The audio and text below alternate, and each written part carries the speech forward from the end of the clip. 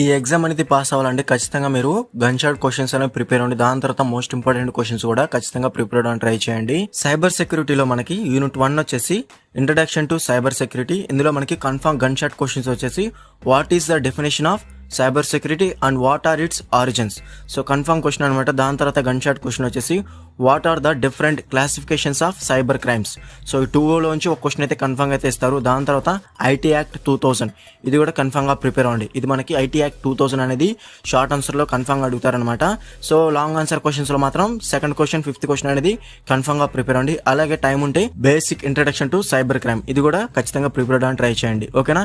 Main గా మనకి gun shot questions, second question, fifth question, అలాగే 8th క్వశ్చన్. నెక్స్ట్ వచ్చేసి షార్ట్ ఆన్సర్ క్వశ్చన్స్ లో ఇన్ఫర్మేషన్ సెక్యూరిటీ, అలాగే Indian perspectives on cyber crimes ఇది మనకి యూనిట్ 1. నెక్స్ట్ వచ్చేసి యూనిట్ 2 లో cyber crime, mobile and wireless devices.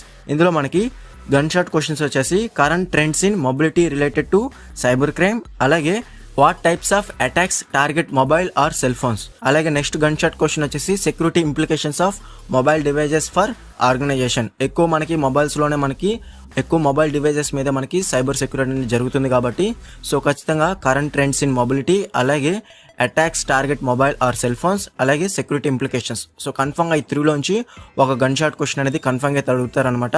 మీకు గనక టైం ఉంటే రిమైనింగ్ 3 క్వశ్చన్స్ ఏవైతే ఉన్నాయో second question, fifth question, 9th question కూడా ఖచ్చితంగా ప్రిపేర్ అవ్వడానికి ట్రై చేయండి యూనిట్ 2 లాంగ్ ఆన్సర్ క్వశ్చన్స్ లో. అలాగే షార్ట్ ఆన్సర్ క్వశ్చన్స్ లో సెకండ్ క్వశ్చన్, 9th క్వశ్చన్